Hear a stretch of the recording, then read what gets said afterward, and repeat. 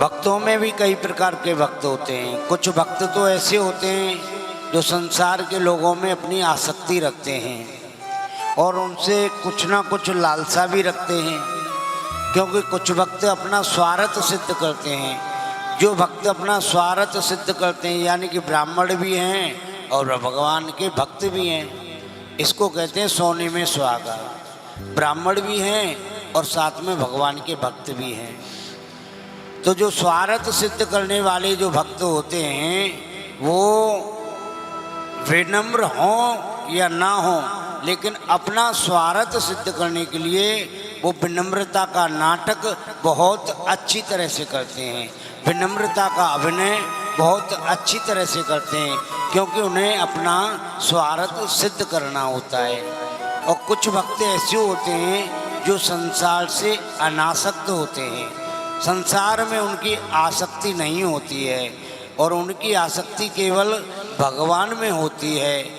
और वो भक्त ऐसे होते हैं जो कभी भी और किसी को भी कुछ भी बोल सकते हैं, क्योंकि जगत रूठे तो रूठन दे, मुझे है काम ईश्वर से, जगत रूठे तो रूठन दे। मुझे तो भगवान से काम है, मुझे तो गोविंद से काम है और मुझे तो गोविंद के साथ रिश्ता बनाना है।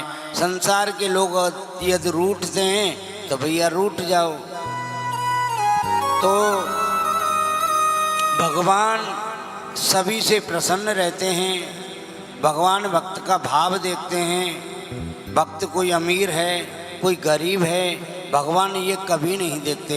भगवान सदैव अपने भक्तों की भावना देखते हैं। भाव का भूखा हूँ मैं और भाव ही बस सार है, और भाव से बचता मुझे तो भव से बेड़ा पार है। श्रद्धा और भावना की बात है। श्रद्धा हमारे मन में होगी, भाव हमारे मन में होगा तो भगवान को प्राप्त करना असंभव नहीं है, बहुत ही सरल है।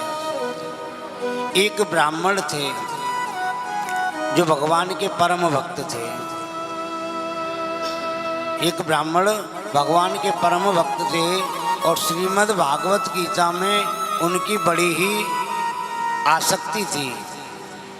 श्रीमद् भागवत गीता का पितृपक्ष में जो भी भक्त पाठ करते हैं उनसे पितर देवता बड़े ही प्रसन्न होते हैं।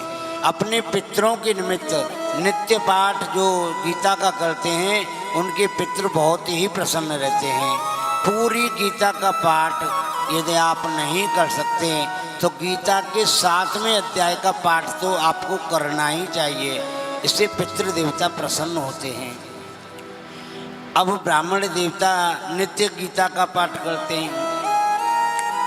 गीता के पाठ में ये 11वें अध्याय में एक श्लोक आता है, अनन्याश्चितयन्तो मां ये जना पर्युपासते तेषां नित्यवियुक्तानां योगक्षेम भवाम्यहम्।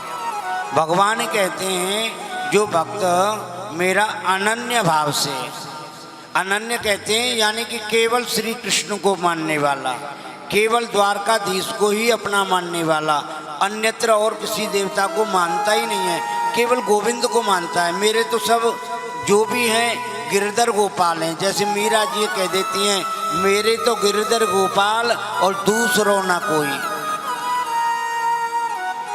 केवल एक भाव एक रस, केवल मेरे गोपाल हैं, मेरा गोविंद ही मेरा है। अनन्यता से भगवान से प्रेम करते हैं और नित्य गीता का पाठ करते हैं। अनन्याश्चितयन्तो मां ये जना परिपासते, अनन्य भाव से गीता का पाठ करते हैं। भगवान ने कहा जो भक्त अनन्य भाव से मेरा भजन करता है उनके जीवन की बागडोर स्वयं मैं संभालता हूँ। उनके खाने की पीने की रहने की सारी व्यवस्थाएं मैं स्वयं करता हूँ, उन्हें कुछ भी नहीं करना पड़ता। मेरे भक्तों पर कोई भी कष्ट आता है, कोई भी संकट आता है तो हमेशा मैं उनकी सहायता करता हूँ। और भक्त कभी विचलित नहीं होते, भक्तों को अपने गोविंद पर अपने इष्ट पर पूर्ण विश्वास होता है।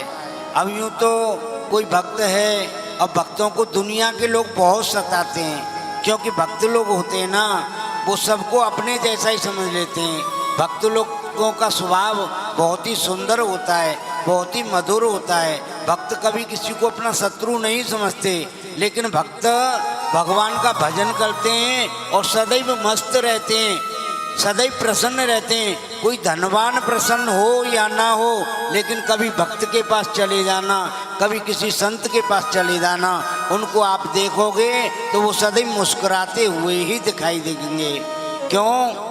क्योंकि तन दुखी, कोई तन दुखी, कोई मन दुखी, कोई धन बिन रहते उदास, थोड़े थोड़े सब दुखी सुखी राम के दास।